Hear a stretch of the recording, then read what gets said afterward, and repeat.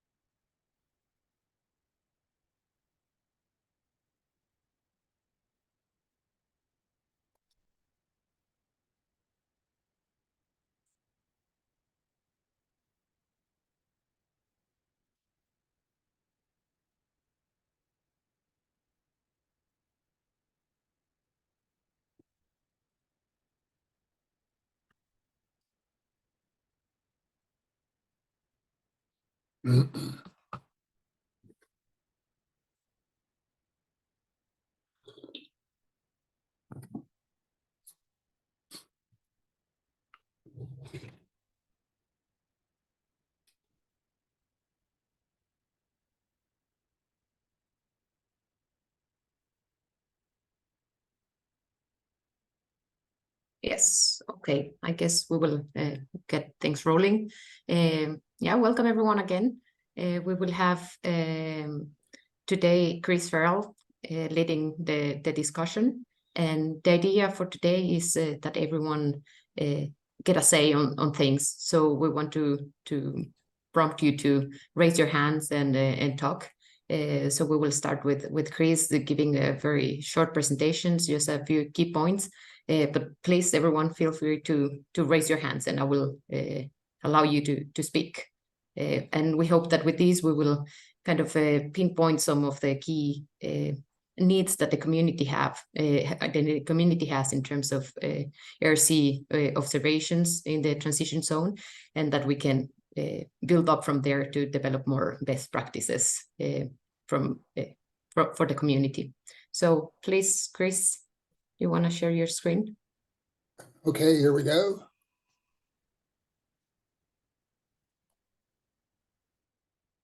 Let's see. That one.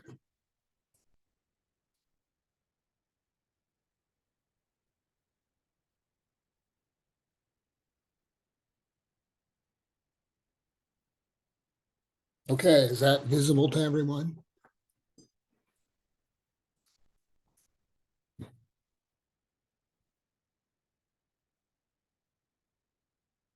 Yes. We can see it? Okay. So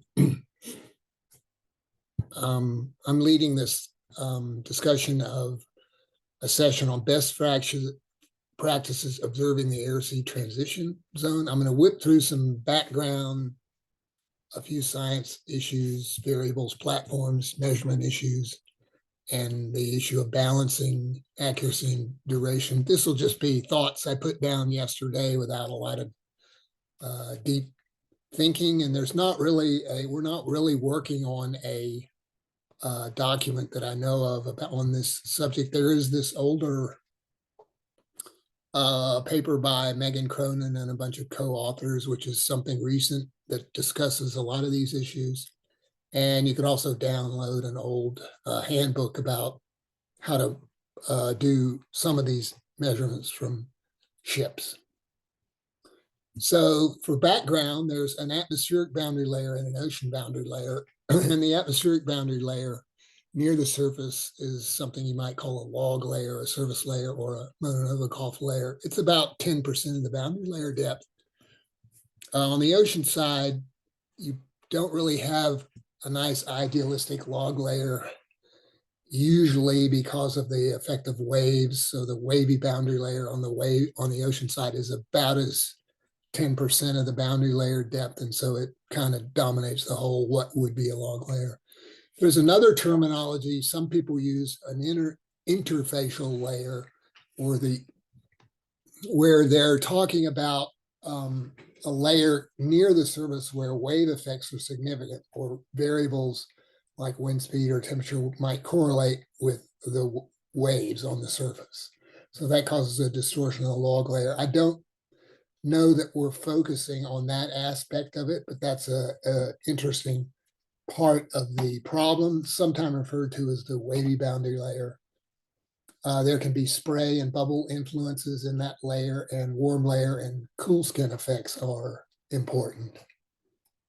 Some of the science questions we think at would be fluxes in high winds. How do the transfer coefficients behave as wind speeds exceed 25 or 30 meters a second? Flux parameterizations and their application across different space and time scales when you get into mesoscales, or applying parameterizations in models with two-dimensional surfaces. There's wind stress relations. So when wind and waves are misaligned, there's a lot of discussion about what that does to the stress vector. There's air sea gas transfer, the role of waves in mixing on the ocean side. That's an important topic. And there's some interest in the soil absorption profiles in the ocean. So the kind of variables we're interested in: wind speed, air temperature, humidity, SST, trace gases. There's interested in aerosols, whether they're the bubble production mode, which are small. Aerosols are large droplets produced in spoon production at high wind speed. And there's turbulent, radiative, and mass fluxes. So for example, if you look at the net energy budget, it's the sum of solar long waves, sensible, latent, and rain heat fluxes. And each one of these fluxes has a uncertainty and a different way of measurement. And if you, example, look at one of these, the sensible heat flux, it's related to the transfer coefficient, the wind speed, the SST, and the air temperature. So you can see each measurement of these individual variables, if you use this method to estimate the fluxes, propagates into errors for the net heat flux. So the error budget for the net heat flux is substantial and complicated. So there's a few other thoughts. What kind of platform are you using? Ships, buoys, towers, unmanned aircraft. Usually we don't fly manned aircraft in the surface layer, which would be below 50 meters. Sometimes we do, but it's not normal, and NOAA certainly doesn't do it. Then there's the kind of the things that go into the measurement chain and the accuracy of the measurements. So there's the basic sensors you're using. There are distortion effects caused by the platforms and the sensors. Environmental effects: the sun shines on your air temperature measurement, or you get salt collects on the optics. There's crosstalk between variables. And then there's a whole issue of sampling, essentially the statistical variability of taking a finite sample and how that's related to the grand average. And there's some issues of validity, point time averages versus line or area averages. Then there's the random sampling variability versus any residual bias. So if you have a long time series, you can reduce the random sampling by averaging, but you can't make the residual bias go away. And then there's this tension between accuracy and duration. If you have a attended series with a lot of power and you spend all the money you want to, you can achieve maximum accuracy, say on a ship, which maybe you can do this in a process setting. Or if you want a lot of measurements all the time, you have some unattended instruments which usually require low power and reasonable cost. And then you can operate them for a year, 6 months unattended. That would be, say, a buoy, and that you might be able to produce a more complete time series. So that concludes my sort of quick background on the topics. And so I'll throw it back to you guys. Let me quit sharing.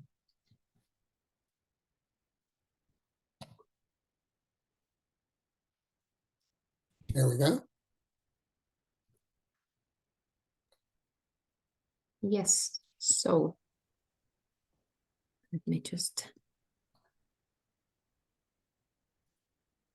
I was Sorry. Now, do you want to put requested links?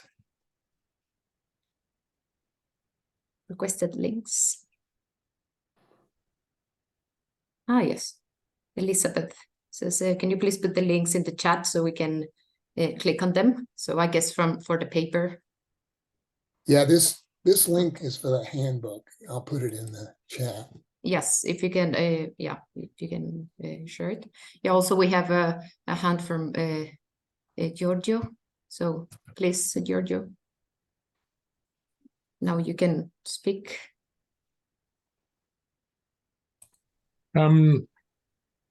Sorry, maybe it was a mistake. I was not writing the hand, was probably clicking on something wrong. Sorry.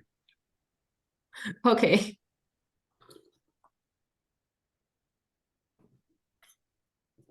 Yeah, so Chris, I was wondering, from the best practices point of view, where would you put the major efforts? Would that be in increasing the observations? Would that be on the pointing to, or to have more observations, or pointing to specific types of instruments for different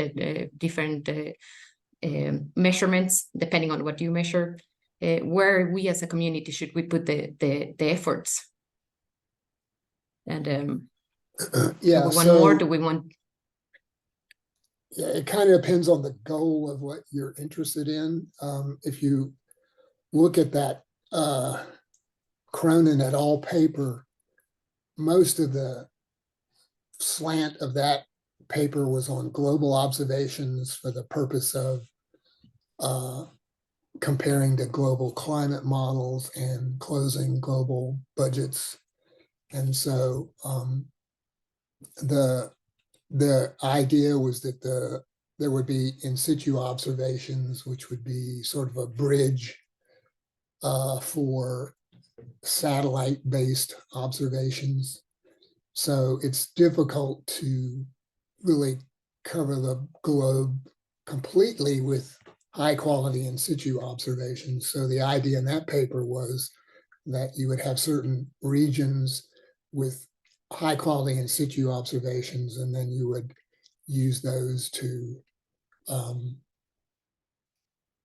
help you bootstrap your way to more accurate satellite observations. And there was a lot of discussion about the technology of satellite observations and the future of satellite launches that could improve the accuracy of measuring all the energy budgets. That paper focused on the energy budget of the globe, which is a sort of a first order problem.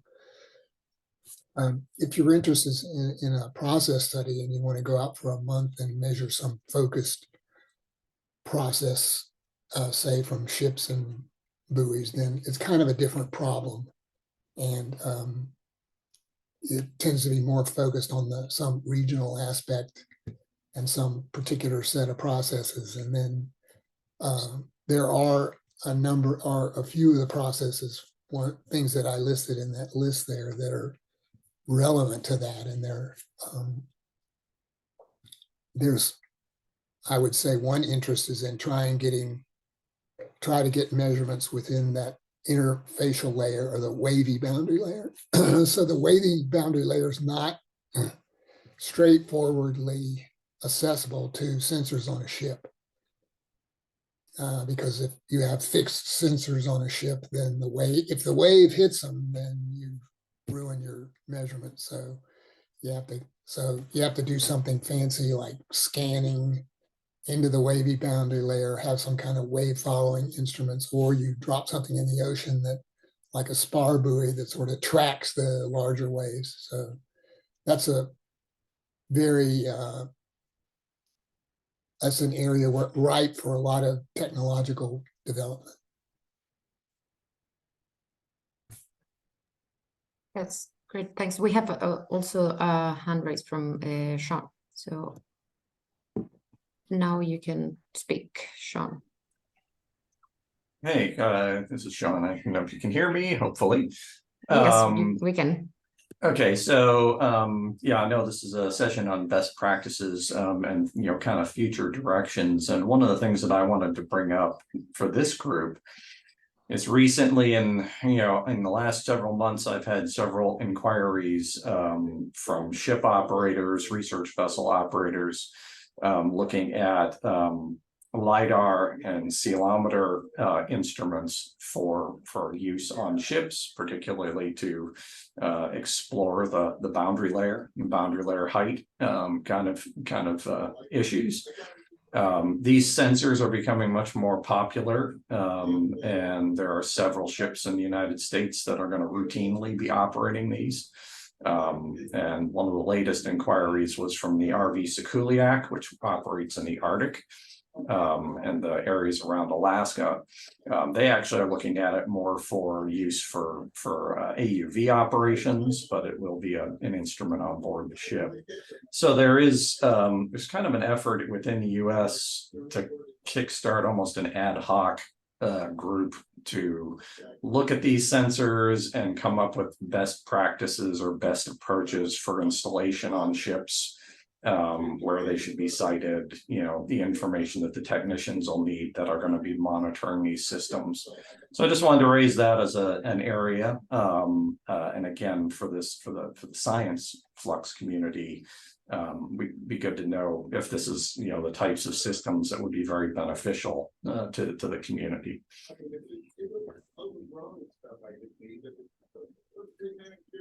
So yeah, I can react to that. We started using ceilometers on ships back in the 1980s, I think, when they first became commercially available. And they were typically developed for operations at airports. So they were designed to operate unattended for like a year at a time, and they're robust, and so you can put them almost anywhere on a ship where you get a good view of the sky. And they provide information on clouds, statistics on the clouds, which are really important for interpreting a lot of surface flux information, principally radiative fluxes, but also other boundary layer properties. So I think it's a good choice for something to be deployed on a lot more ships. So yeah, if there's anybody from this community that's interested in engaging with us, just let me know. The group is really just getting started, but like next week, I'm going to be at the US Research Vessel Technicians meeting, and we may be having some further discussions on these sensors.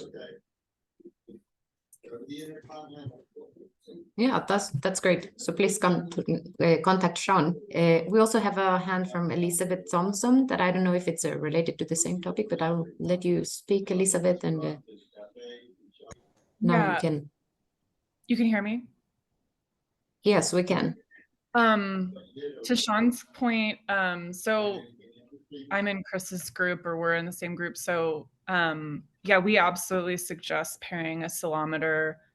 And like he said, it's super easy. There's not a lot of tricky things to deploying them. It's just making sure your code works to it's just that each sensor might need some specific things, Sean. So I think it's going to be pretty easy to do. And I wanted to mainly use this opportunity to say that in the interagency national reports on that I helped contribute to for the measuring the air-sea transition zones. So that is like the top of the atmospheric boundary layer through the air-sea interface and into the ocean boundary layer. It was highlighted as a very strong recommendation to wherever, if possible, like what Chris is describing from ships,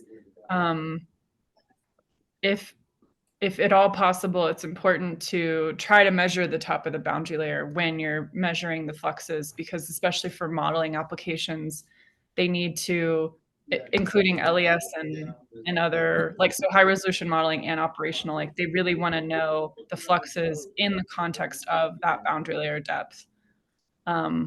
Both the boundary layer depth for the atmosphere and the boundary layer depth for the ocean. So as to say, what is the heat flux that's going into a depth, this big or this big. So I think that, Sean, that movement is really consistent with what the national recommendation is. And the report was from the Air-Sea Transition Zone study group by US CLIVAR. So if you Google that, you'll find it. We can make sure that that's in Chris's write-up or something.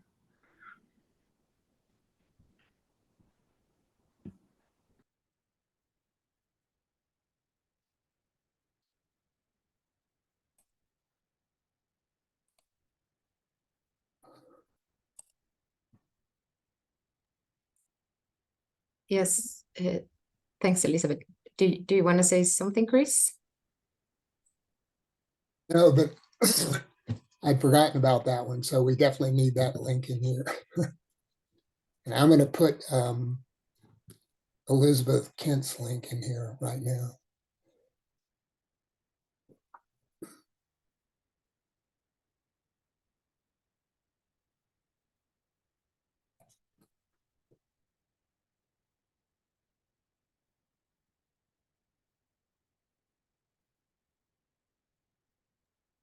Yes, we also have some comments from Elizabeth Kent that says the GCOS implementation plan has a few key actions that are of relevance for the air-sea interactions, and it's to improve the latent and sensible heat fluxes and wind stress, identify gaps in the climate observing systems to monitor the global energy, water, and carbon cycles. And what do we think are the main barriers to achieving these actions?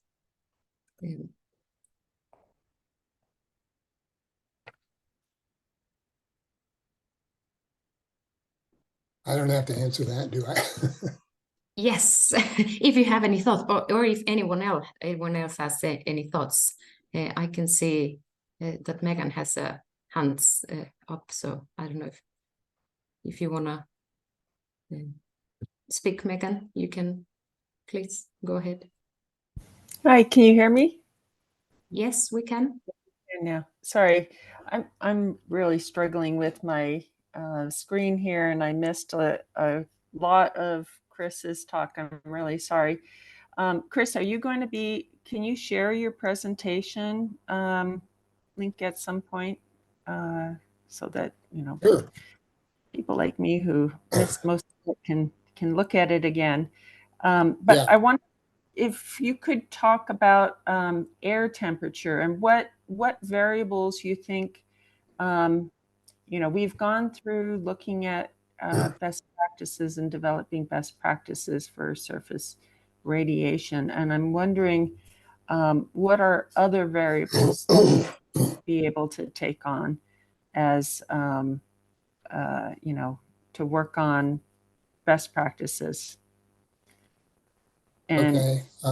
I mean, we've talked as a group about air temperature, and I know that SOLAS has had a working group on fluxes.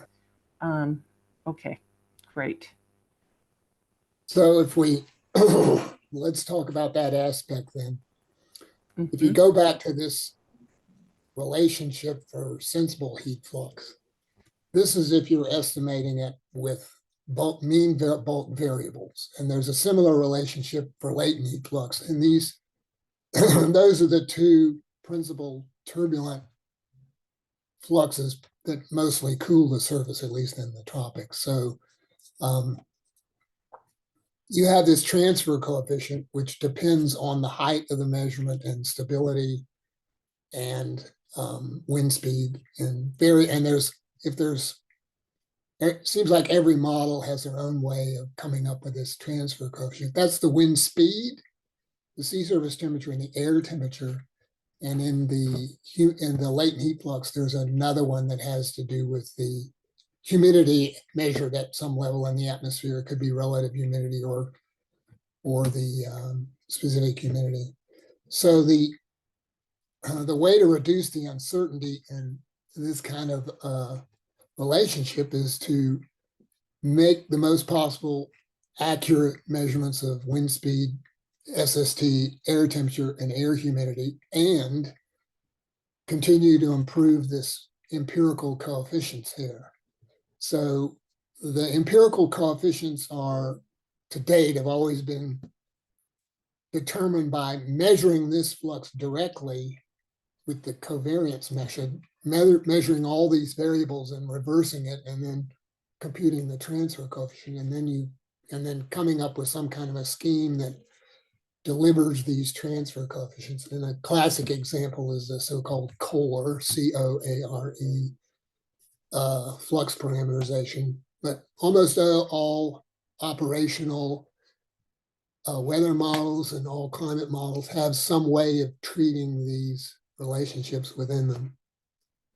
So for our purposes, another major focus is in measuring the wind speed, the SST, the air temperature, and the humidity as accurately as possible. And there's discussions of that in that handbook that I gave you the link to that are kind of old and out of date, but a lot of it is still relevant. And measuring the SST is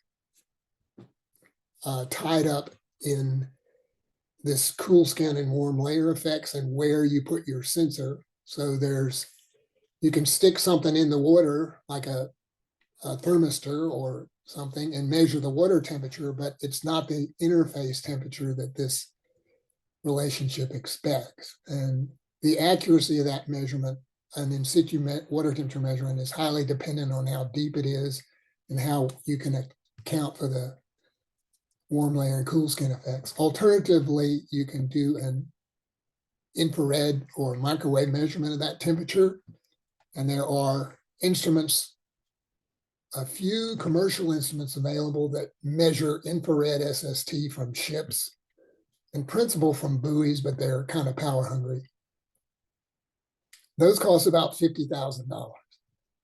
And there's people working on getting the price down substantially and on methods to do that. So I think within a few years, you could do infrared measurements of SST for substantially less than $50,000. So air temperature and air humidity are classic measurements made in meteorology for 100 years. The trick is the accuracy requirements are really tight to do these fluxes to sufficient accuracy. So you need accuracy of air temperature of about 1/10 of a degree. And that is the actual air temperature accuracy. So if someone sells you a sensor and they say it's accurate to 1/10 of a degree, it's got to maintain that accuracy over a year, and it's got to actually measure the air temperature of that accuracy. That's not the sensor accuracy, it's the air temperature accuracy. So radiation errors and other kinds of errors that creep in make that worse. So that's another area of where we're right at the limits of being able to make those measurements to the accuracy of 1/10 of a degree. We can sort of do it on a ship with highly aspirated sensors and a lot of care, but on buoys, it's still an issue. And similarly, humidity the commercial sensors are now claim about 1.5 or 2% RH accuracy, which is again right at the edge of the required accuracy to get the fluxes. And there's some question about their ability to maintain that over a year or two. So I think that we're kind of on the edge of that, and we're pushing the technology, and the technological advances in those sensors is fairly slow because the technologies are kind of mature. So that's all I'll say about that. Okay. Well, thanks so much. And there's a lot of ideas that you just put out there, and also a lot of warnings. I mean, we could take one variable at a time there, you know, the skin temperature, and saying that now there's lots of technologies for, you know, measuring the infrared skin temperature. Sail drone provides this as a standard measurement, actually, but, you know, do we believe it or not? Is there, you know, as a community, can we provide some guidelines for, you know, let's pick one of them. Let's say skin temperature or air temperature. Can we talk about them each separately? Skin temperature. There's probably just a couple of people in the world that really have devoted their whole career to this sensor and to this measurement. And could they, you know, can we make this more broadly available to know how we can make this measurement from all the different platforms and in a uniform way?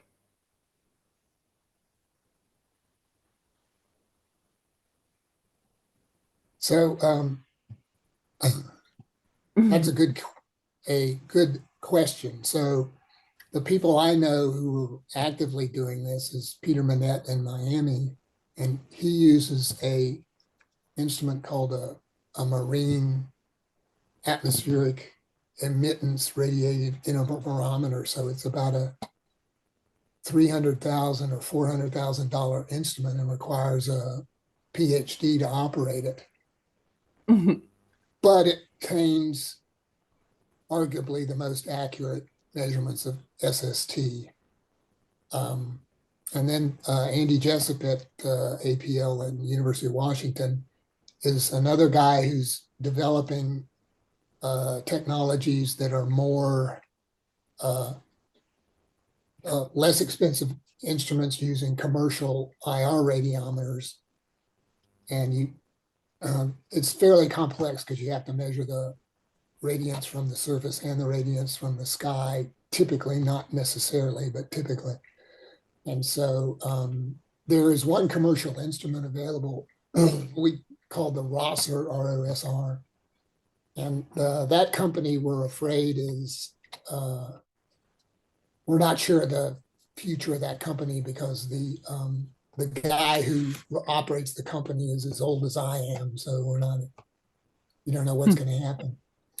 And so Andy Jessup is working on cheaper technologies. And, you know, if I had to make one recommendation, I would say that NOAA or some other international group should throw some resources into seeing that that technology is developed and made commercially available and mass produced.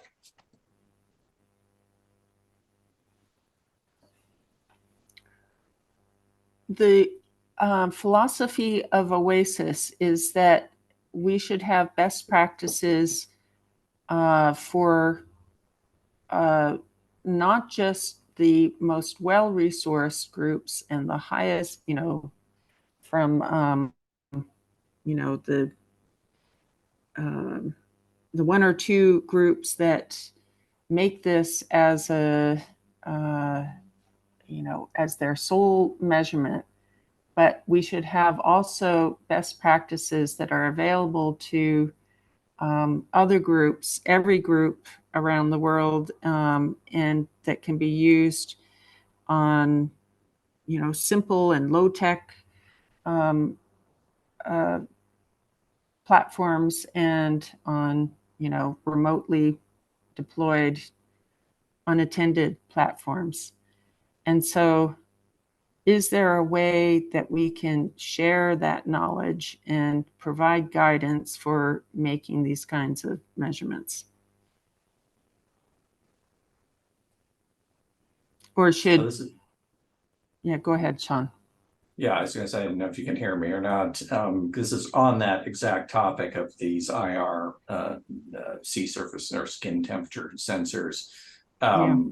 I think before we can make any, drive toward best practices or recommendations of across different types of platforms, ships, buoys, whatever, the community is in need of a very well thought out and well executed intercomparison study of all these types of sensors, because yes, these commercial off the shelf IR radiometers like the Hydronics and the Apogee type systems are very cost effective, but I know of no studies that actually say do they meet the needs of the communities that are actually looking for skin temperature. So I think one recommendation that needs to be pushed forward is doing these intercomparison studies. Now maybe there's ones out there that I'm not aware of, but I have been discussing at least a while back when the WMO IOC ship observation team met earlier this year. There were some discussions at that meeting about potential for doing these kinds of assessments of the cheaper shipborne IR sea temperature sensors, and that was with like Helen Beggs and who's the other person I see on here, Winifred from the National Ocean Center in Southampton. There's a Ships for SST project that I think this is connected to.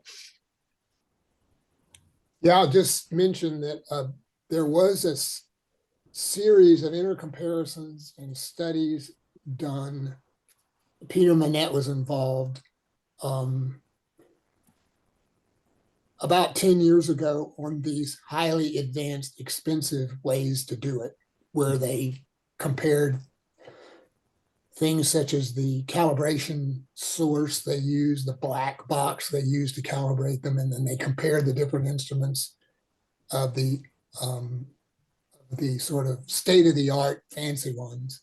That was done like 10 years ago, and that's where they established sort of accuracy bounds on that level technology. And I haven't seen anything done since then, but I haven't been paying that close of attention.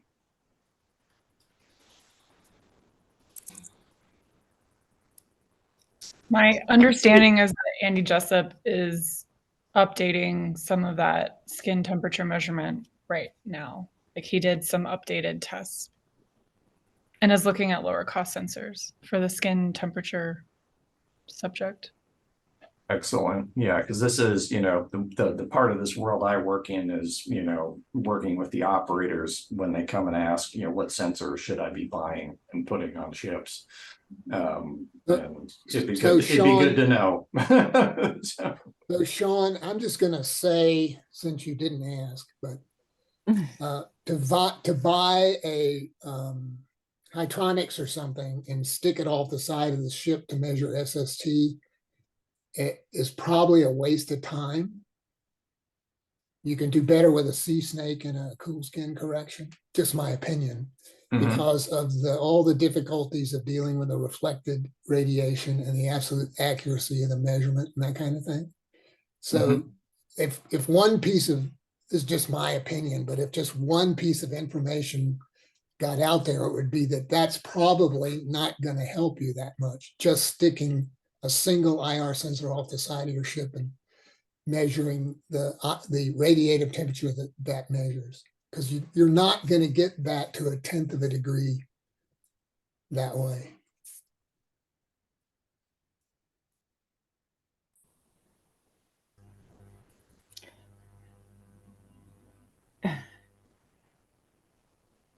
Um,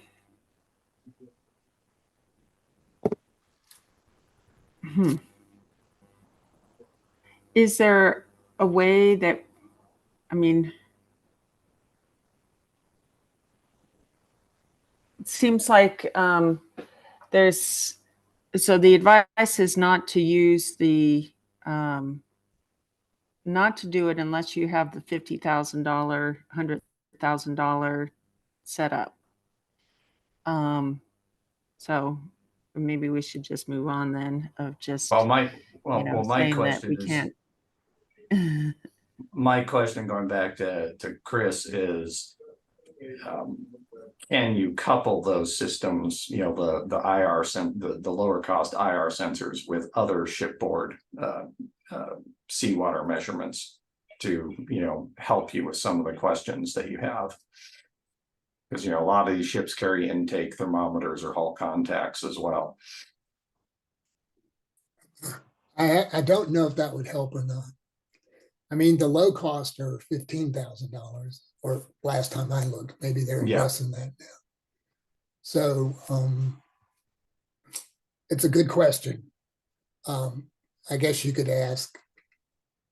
You do get some information if you have downward IR, broadband IR, with a pyrgeometer or something, that you can do a sort of first order correction. So there might be a way to bootstrap yourself that way.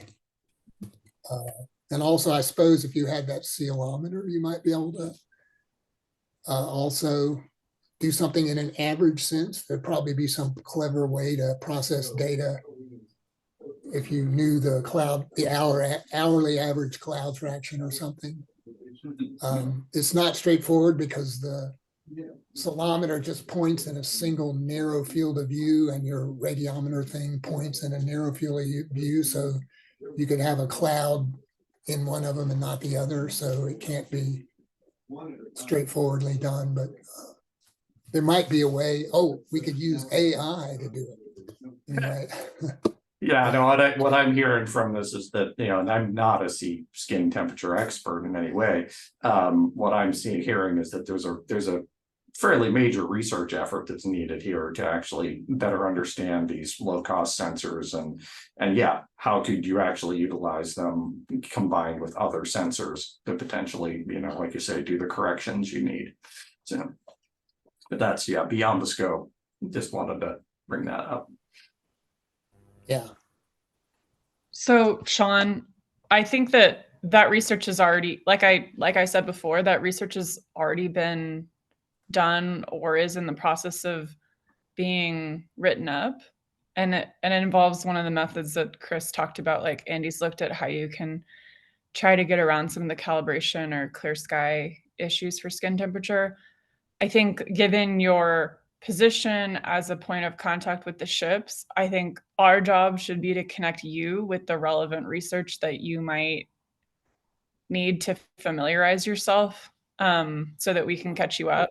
Because like Chris said, and it's like a lot of these things have been done. They're just in series of papers scattered about the literature, and some of them are still relevant and some of them have been built on. And it's sort of if you're in that business, you know what's going on and you have the information that you need. But maybe since you're not aware of the research, then it sounds like there has been nothing done. And that's not, so we just need to catch you up. And I think what I'm hearing in general, not just you, but that Elizabeth Kent said that, like, can we update the Flex manual? So Chris wrote this really great. Chris and Frank Bradley wrote this really great like guideline for making measurements on ships. And it sounds like what you all want is an update of that, which is totally possible. this original manual, you can just search it and it's under the veil of ocean best practices. It's just sort of like a technical memo. It's like longer than a research paper, but it's not as researchy, like as in it's in plain language and it's made for ship operators. And it sounds like what you all are asking for is an update of that, which is possible. And then also an update that includes a range of platforms, which is also possible. And we wouldn't necessarily be the ones we could coordinate that, but there are a lot of people who have been fleshing out the issues on various platforms, and they're kind of platform specific and user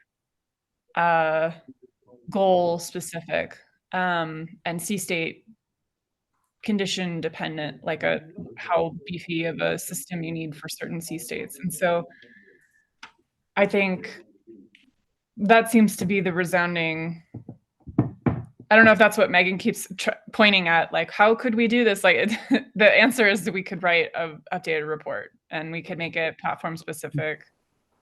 And that sounds.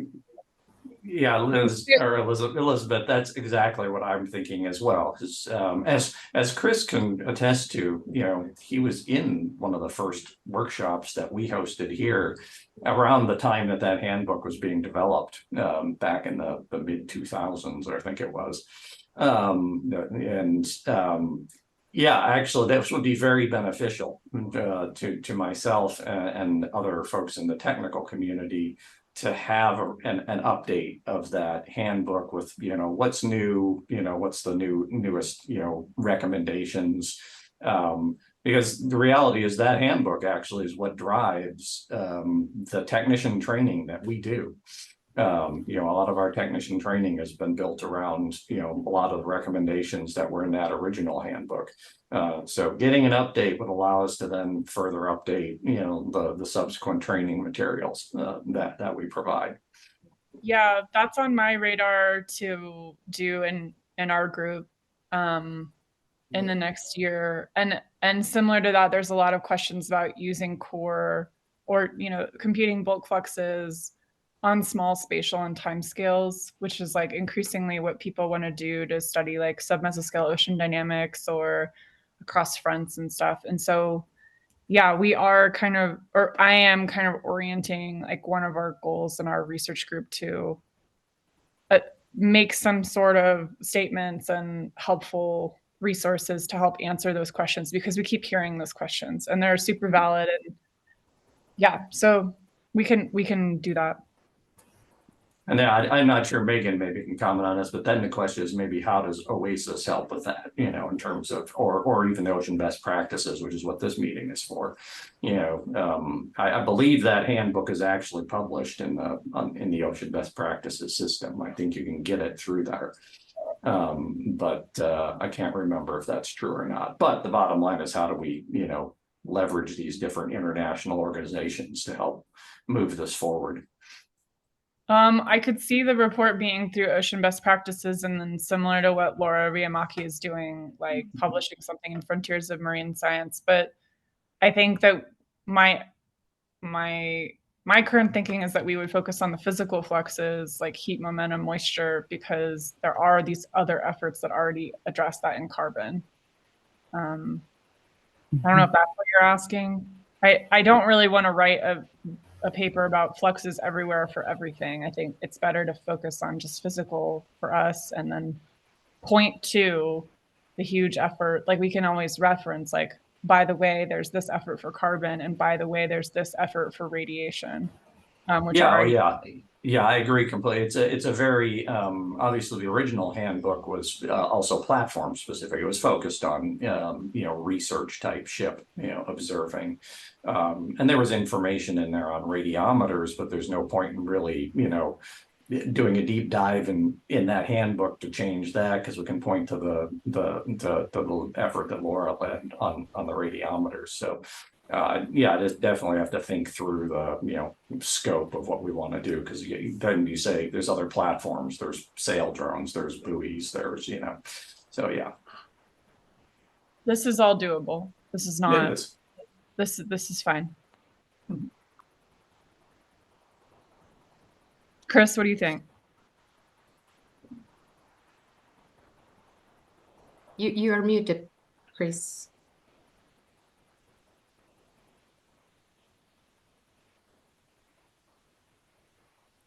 There we go. Yeah, I don't want to beat it to death, but the SST issue is an interesting one. I think we're on that verge of a technological advance, and a lot of the stuff Andy Jessup has been doing could lead to that. So we could bring down the IR sensor cost significantly. And I think that's a major advance because the using intake temperatures from ships is problematical for getting 10th of degree accuracy because they're at 4 or 5 meters depth that is actually kind of indeterminate. You don't exactly know what the depth is because the ship is going up and down, and also there's distortion by the body of the ship.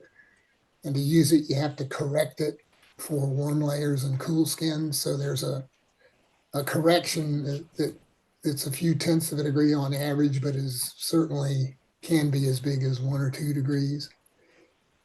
So the alternative that we use in a research mode is the sea snake, which is a water temperature sensor that floats near the surface of the ocean. So it resolves this warm layer principally. So there's essentially not a warm layer correction, but there's still a cool skin correction.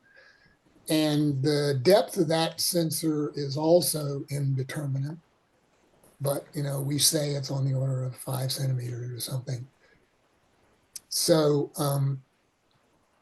the problem with the sea snake is it's not particularly good for operation on ships like research vessels, or it might be okay on buoys, but on ships, there's a problem with towing something off the side of the ship. So you have to have somebody, a technician, keeping an eye on it all the time. And you can't pull into the dock with that thing sticking out the side of the ship. So it's not actually a quote unattended sensor.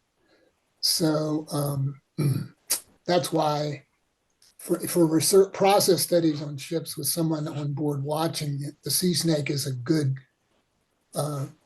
system and is probably competitive with a state-of-the-art in IR sensors. But if you could use an IR sensor, then all your problems kind of go away. You can drive in the Arctic, you can drive through broken ice and measure the interface temperature with that sensor. Whereas if you have a sea snake, you don't know what the heck you're doing. So I think that's the way to go technologically. And the only trick is to get it unattended operation cheap enough to deploy on our research vessels and sail drones. And you could even deploy them on buoys, although I'm not sure you need to anyway.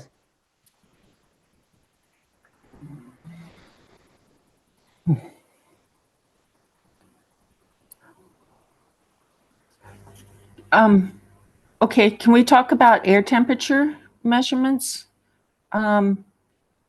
Because there's a lot of concern about sunlight kind of leaking into and touching the thermistor, because of the shields not kind of being fully effective at causing shading of the thermistor, and it giving kind of a high temperature value when the sun is low on the horizon. And is there, so one, you've talked about using aspirated thermistors, just kind of blowing wind on it. And I know that there's been some discussions about having a kind of a field test of air temperatures, different sensors and different configurations of the shieldings, and doing it against a aspirated thermistor. And can you talk a little bit more about that effort? Yeah. So the temperature sensors are normally put in some kind of a radiation shield. And one standard one is called a beehive because it's a bunch of flat plates with it's a cylinder with flat plates that are sort of louvers that allow the air to flow through when there is wind.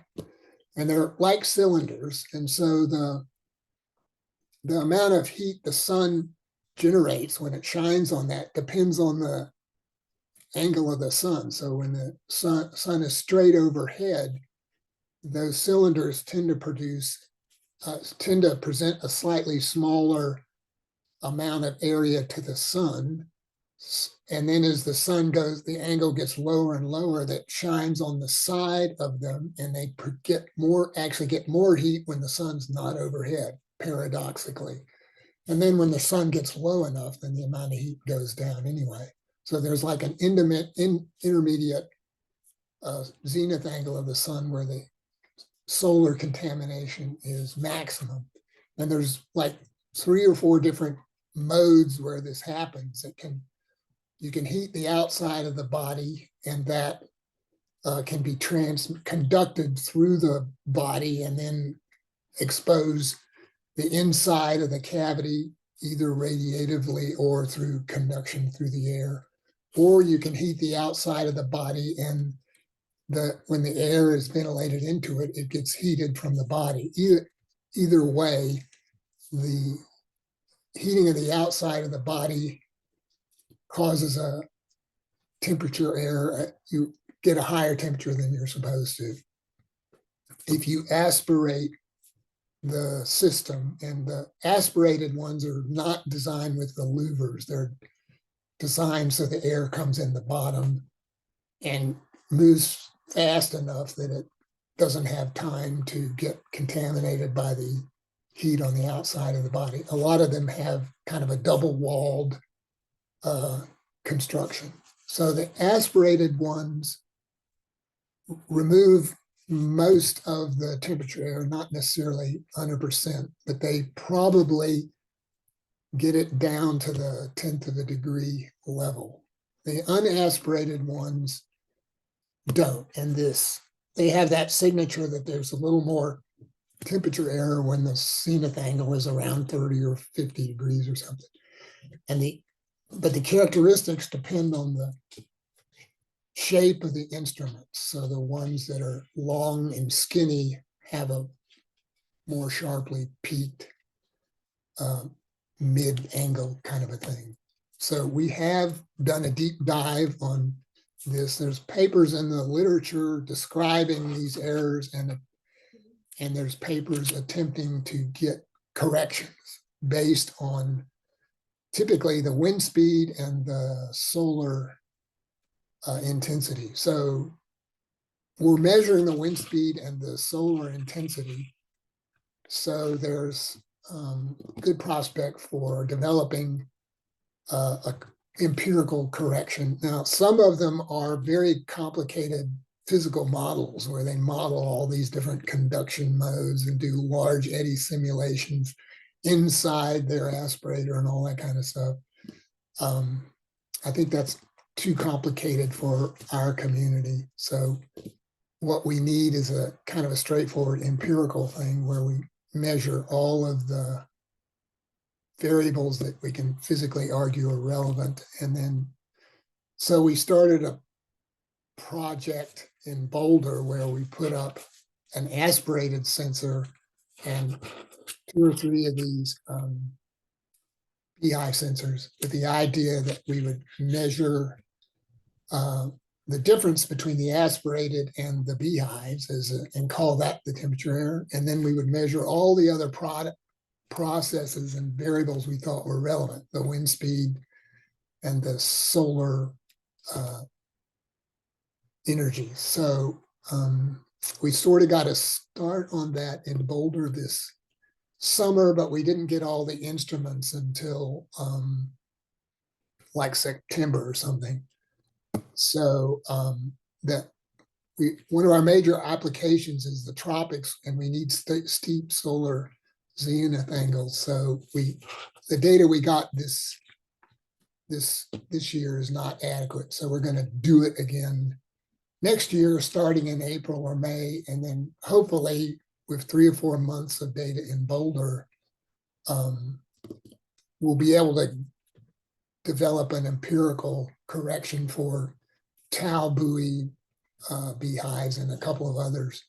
The advantage of doing it as Boulder is we have the BSRN station, and they measure the direct and diffuse radiative components, because the physical argument is that the direct solar radiation is the one subject to this zenith angle problem, and the diffuse component comes from everywhere, so it doesn't depend on the solar zenith thing. Anyway, the plan is to, by September next year, have all that data in hand, and then we would do some kind of a development of a simple empirical correction. I'm assuming we'll do something like a neural net approach, because that's a sort of a no-brainer way to do it if you have all the variables.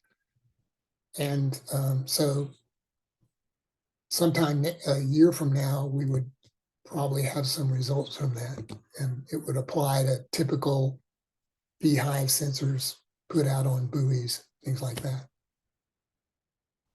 And also Sail Drone. We specifically Yeah. have the ones from Sail Drone, NDBC, HUI, PMEL in research and operational applications. And then we talked to the people in Miami, and they made sure that whatever's on the Parada moorings is covered by what NDBC and PMEL sent. So I think we have our bases covered from research to operational platforms measuring fluxes or air temperature, humidity at sea, from a variety of platforms.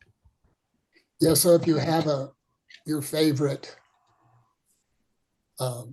unaspirated beehive sensor and you want us to include it, I guess you could send it to us with all the appropriate documentation and connectors and everything, so we could put it into our data acquisition system. That's great. Thank you so much. And I see that Liz Kent put in a paper into the chat talking about this very problem. It's a paper from 2005, Nakamura and Mart, air temperature measurement errors in naturally ventilated radiation shields. Liz, are you familiar with, is there any other kind of, I don't know whether this paper comes up with a fix like what Chris is talking about doing, but are you aware of any other kinds of fixes for this radiative warming of the air temperature? Are you talking to me? No, I'm sorry. Liz Kent put that, put a link into the chat here. Yeah. Can you hear me? Yeah. Yeah. Hi. I haven't actually read that paper, but it was referenced in the Anderson and Baumgartner one, who did come up with a. It wasn't referenced in that. Anyway. It's a more up to date reference than that one. So right. We've been working on actually trying to identify the heating biases in the sort of more routine observations. So we've been fitting heating, sort of a heat budget model to observations from ships. But I think that wouldn't really work with it certainly wouldn't work with these sort of radiation leakage through the sides that we're talking about here. So I don't think we have anything to add on that at the moment, but certainly very interested in understanding this better. And Bob Weller has a paper on this too, from a little bit back that he has a paper on this too. Megan, I'm wondering whether you have an update for us, because didn't you have a student working on this? Or I did have a student working on this, but looking at it in a model to see just looking at the diurnal cycle of air temperature and buoyancy fluxes in a coupled, high resolution coupled model. And surprisingly, she found this double peak, the 10 a.m. and 4 p.m. peaks in the air temperature, and came up with a physical reason for having that peak. We have always been very suspicious of this double peak when we see it in the diurnal cycle of the air temperature, and we think, oh, that's just this radiative warming of the thermistor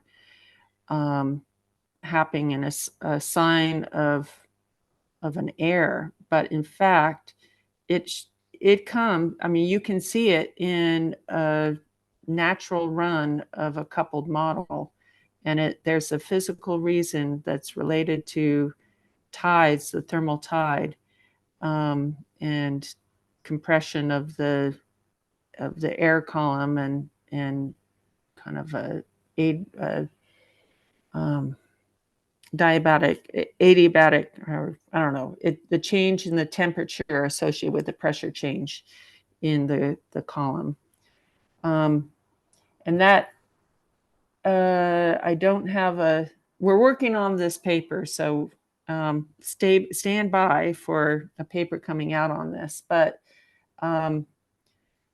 that's the update that I have. So Megan, you can get that double peak from a tide, but it's not a diurnal cycle. It's a semi-diurnal. Not exactly, because it's the not exactly, but lunar it's cycle. So it actually tracks across the entire. So if you average over a year, it'll mush out. The semi-diurnal tides are not 12 hours. They're something else. Mm-hmm. And I'm also wondering why, so we don't typically measure that from the aspirated sensor at 17 meters. And is that because this effect is more important at the buoy height level, or like at the first layer of your model? Is that the physical explanation for why we wouldn't see that in the ship data when we have an aspirated sensor? Well, my explanation is the semi-diurnal tide can cause a small double peaked temperature signal, but the time of the two peaks varies throughout the 24 hours of the day the same way that high tides do. High tides don't all occur at the same time. Yeah. And then the radiation error is caused by the physical fact that the sun can actually produce more heating of the unventilated thing when it hits the side. And that's a physical effect. And that kind of varies depending on the physical configuration of the sensor and all kinds of, of the beehive. And that's a real effect. And the other effect has to do with the direct versus a diffuse component of the radiation. So, so you can have the same amount of solar radiation and get different amounts of this radiation error depending on whether if it's dominated by diffuse, if it's cloudy, versus if it's the clear sky. So in actually doing this parameterization of the error, you kind of have to take that into account to get the best rendition.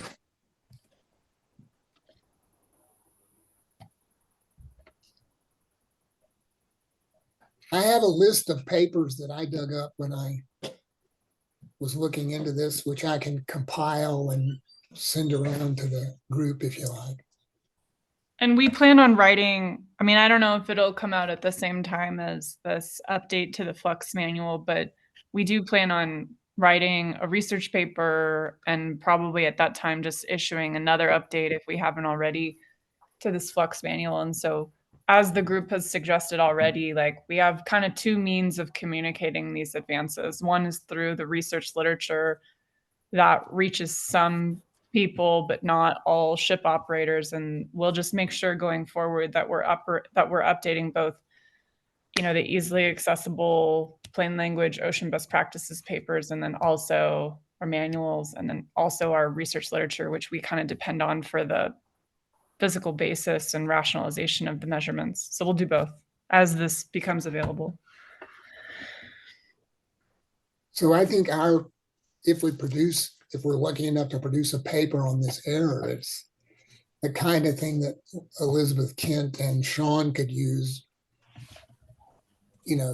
taking data from ships, all kinds of ships, and then applying a correction if they have the measured quantities. And so you may have data from ships where you don't have the solar radiation measured, and you'll have to figure out what to do about that. I don't know what you do. You could get the ERA 5 solar radiation at the location of the ship or something.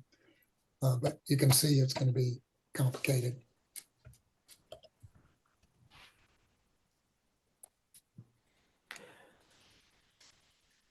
Can I ask just a sorry. Oh, go ahead. Sorry, Liz is asking if you can estimate solar from cloud cover. Liz can't. It's pretty You can. Yeah, it's complicated though. Yeah, it was. Yeah, so it was not a question. It was that's what they are doing. Yeah, so it gets tricky because the cloud cover, a 1 hour cloud cover, is a zenith looking thing with a salometer, let's say. That's what we tend to work with. And so there's no guarantee that your clouds over the 1 hour ever block the sun. So there's a fair amount of uncertainty with that.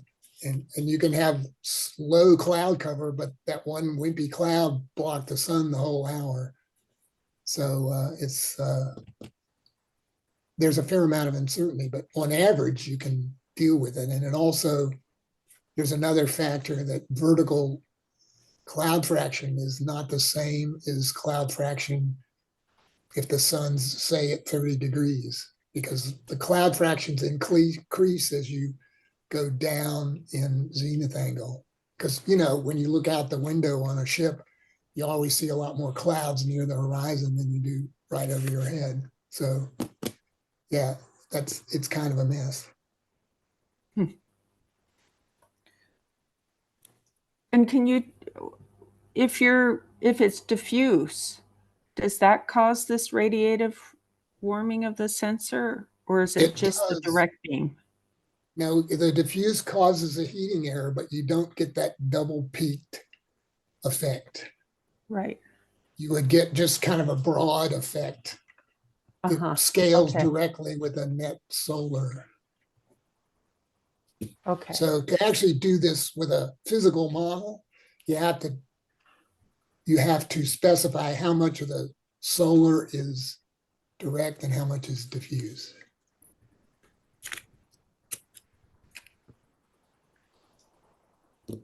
And you can estimate that based on the measured solar flux and a model of the clear sky radiation that depends on the solar zenith angle.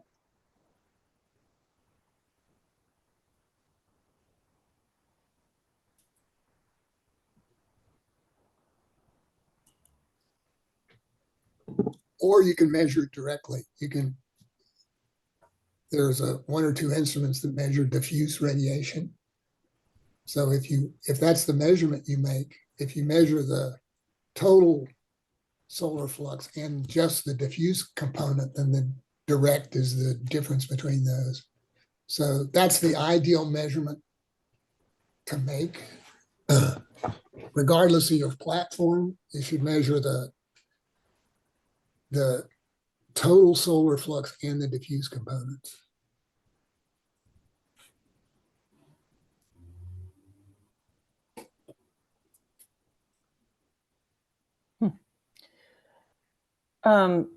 Liz Kent, this paper that you just put into the chat, which I'm just starting to kind of scan through. Is this bias the same bias that we're talking about? This bias in the air temperature? It's yeah. mainly due to the heating of the superstructure. And so that's the heat island effect, basically. Yes. Okay. But it will bundle up anything else that has a similar diurnal effect.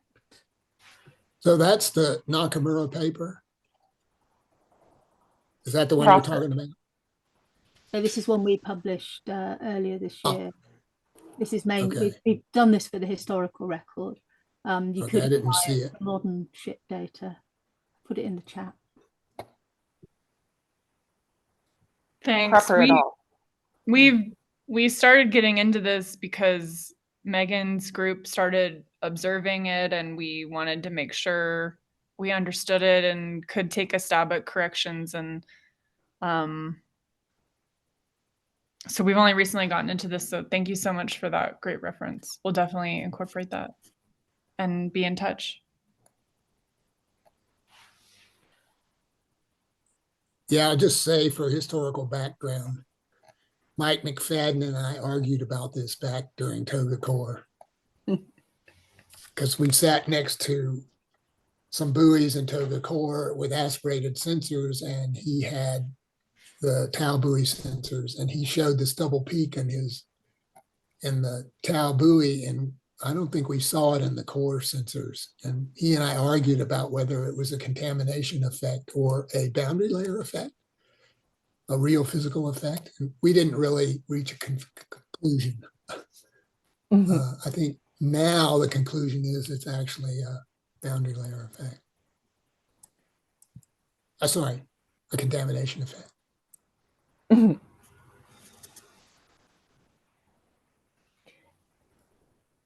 Are there Liz any can't. topics? Oh, Oh yeah, sorry, continue, Megan, please. No, you go ahead. No, I was yeah. No, please go. Well, I'm just wondering, Liz Kent, how you're actually able to correct for this heat island effect. Is it just based upon air temperature and I mean, I suspect this is getting a bit niche for this, this meeting. We just estimate per ship coefficients from a heat balance model. So we essentially largely get rid of the real diurnal cycle, which for the ships we're looking at is a much smaller signal than the erroneous one. We'd like to be able to retain the true diurnal cycle, but I don't think we really know enough about what it should be to be able to do that. So there's a distinction between a heat island effect of the ship versus this solar contamination of a beehive thing. This is kind of a convolution of those two? Yes, it would get rid of it. It should get rid of both. Okay. Yeah. We once did actually, I think it's in the handbook. Ron Brown has had one of those Stevenson screen boxes or something where they measure temperature and humidity inside a white box with louvers on it. And then we compared those measurements to what we got from our aspirated sensor on the bow. And there's very large errors in the Stevenson screen. And one of the ships I was on, the Stevenson screen was located behind the bridge because it was easier to read back there without the wind blowing on you. I can't imagine how bad the errors were on that.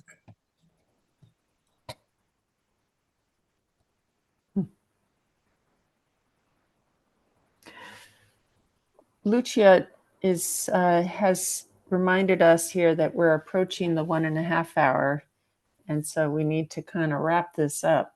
But and I would just like to say that this has been really interesting. And what I'm hearing is that Elizabeth Thompson is kind of taking on the best practices, developing all of the best practices for us, and doing a lot of the field testing of the sensors, and plans to update the Bradley Farrell 2006 handbook for us, and so that's a really great service. And but you know, the SHIP groups, Liz, Kent, and Sean, I mean, there's all these parallel groups and parallel work going on here, is what I'm hearing. And so, and I'm wondering just what OASIS can do to help maybe commission some of this work, or set up interoperability experiments, or training, perhaps. You know, this has been a really interesting discussion, and I've learned a lot. And what's you know, what's the takeaways here? I first want to say that summary sounds great, and it'll be myself and Chris, and in collaboration with our international and domestic partners. So it's really great to be connected with everybody through this forum. That's a huge strength of the Ocean Best Practices team. So thanks for that.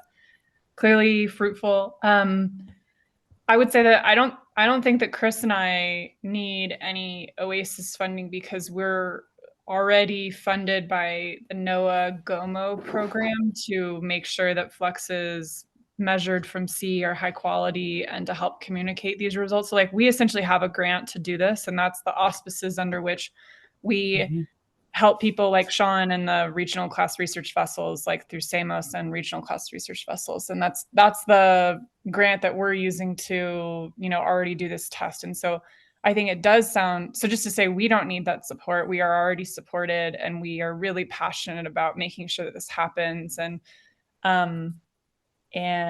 we are prepared to do our best in that capacity and toward that goal. But I would love for others to be supported, and that's a really great idea.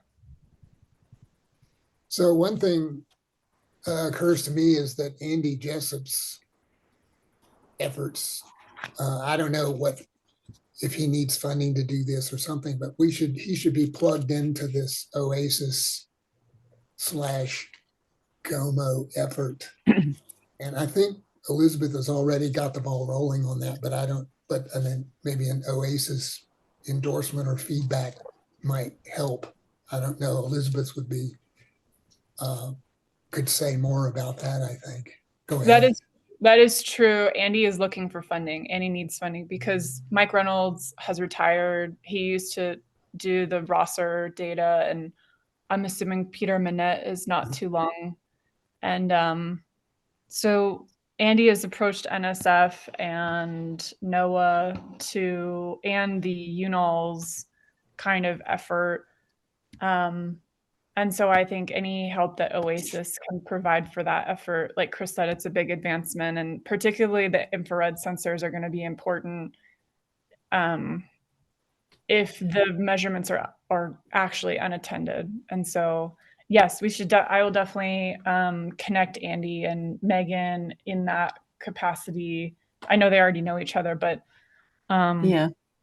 I didn't realize that OASIS could provide that kind of thing. But yeah, Andy's really looking for support because we need like a calibration facility for the Rossers that are already out in the world that many groups like ours use. And then we also, Andy is the one that's been carrying the torch forward as to what we're going to do and how a low-cost sensor can come to be for infrared SST.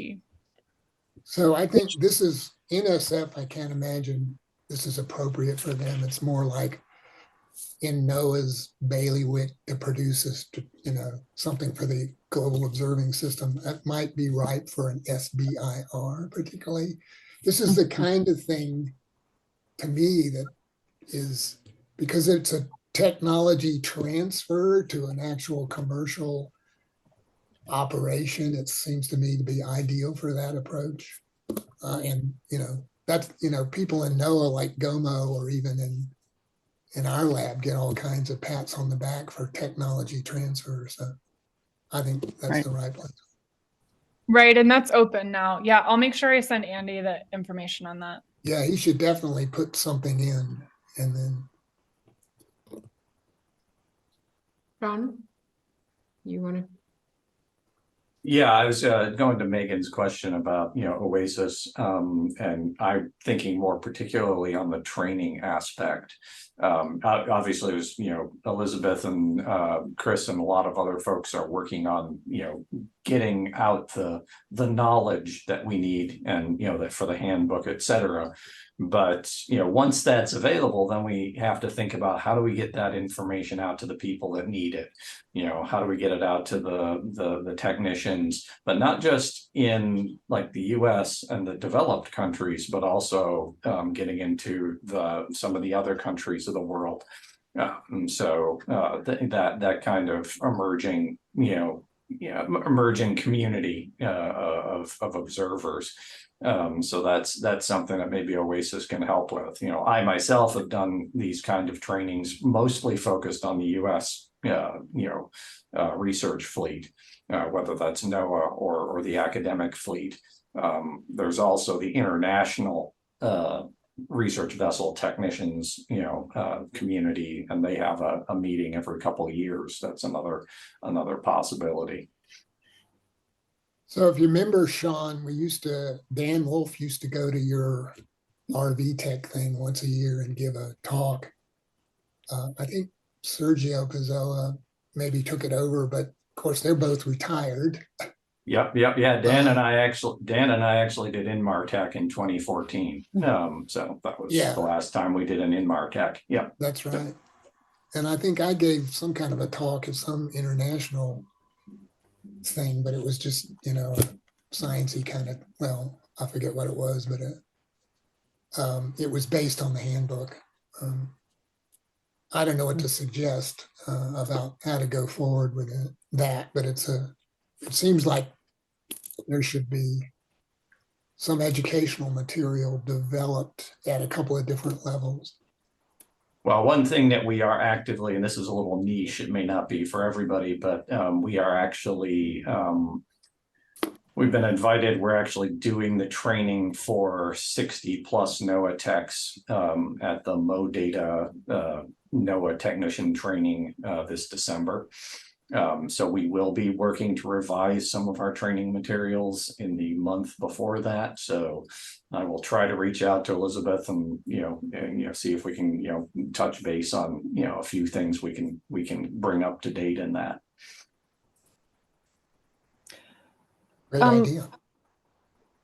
Before we leave, is it possible that we could take a picture? I'm not sure this is possible, just because at least for my screen, my version of whatever this Zoom call is, I don't see like the list of participants, and I can't see the gallery. And but it's been really useful. We have shown the picture of the best practice Zoom call from last year at probably 20 different OASIS presentations. And if we could get a picture here, that would be really great.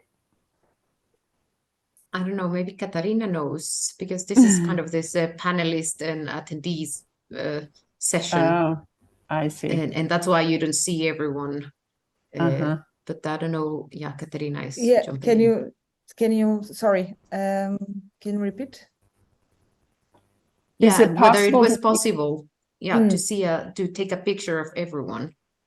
The thing is that gallery. we don't even see the faces. You just open I will do a print screen. You can do a print screen of the. Well, we don't have the full gallery. We only have. No, you can only see you can invite put everyone as speakers, then ask him to open the cameras and we can see all of the participants. That's one hypothesis. You know, just put everyone. Yes. As, Yeah, we can do that. Can you? Yeah, I can help you.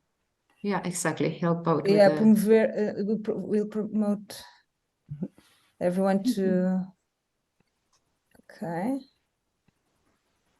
And we can take.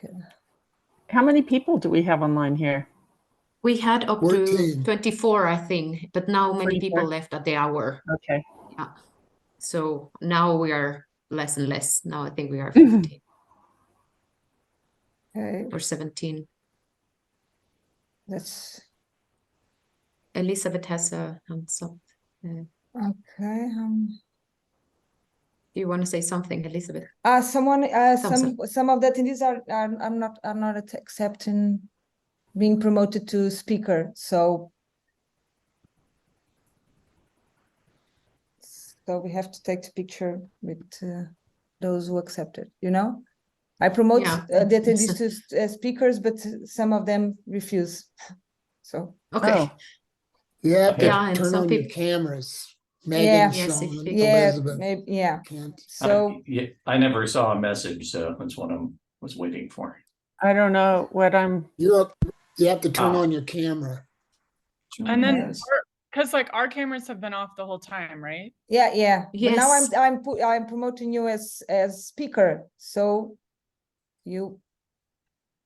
I don't have any. The other thing is know people have to use the web browser, but at any rate, I have to go. So thank you so much. Okay, do you want to take the picture with those we have?